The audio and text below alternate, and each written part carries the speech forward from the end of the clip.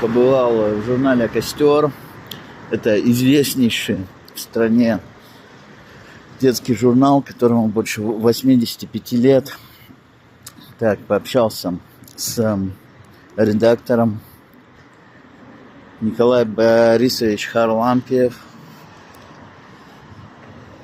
Видео я не снял с ним, потому что он нам очень много дел и проблем, поэтому не стал записывать, а попробуем пересказать, что он сказал. Я тут у всех спрашиваю ваши отношения к Вологодской области. Что сказал Николай Борисович? Самое позитивное, самое лучшее на Малоге. Бывал он в экспедиции от журнала. На съезде северо-западных писателей СИЗАМ.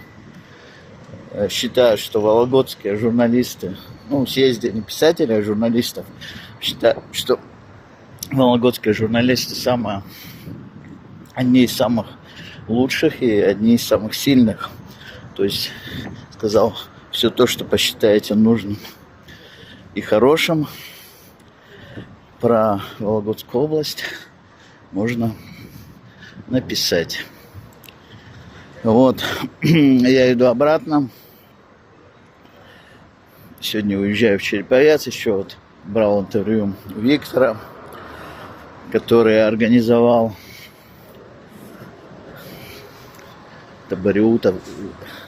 табариутские чтения, организатор. Они проходят через каждые 42 дня в разных местах Санкт-Петербурга и Ленинградской области. То есть люди становятся на табуреты, читают один стих Абариутов и один стих свой. Недавно прошли 26-е чтения. Замечательно. Дерево рядом было. Я там тоже шоу показал с деревом и с табуретом. Если вы не смотрели видео, то я не скажу, где оно есть, ищите сами. Со мной имеется в виду. А общее выступление всех, кроме меня, на Ютубе можно увидеть. Там и поляки участвовали, по-польски стихи рассказали.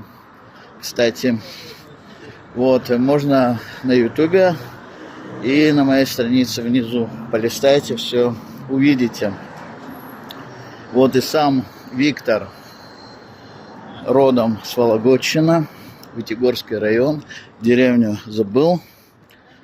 Самое лучшее воспоминание от Вологодской области, потому что это родина, часто там бывает, у мамы.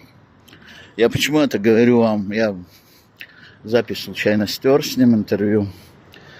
Таким образом я восстанавливаю, чтобы окончательно все это не забыть.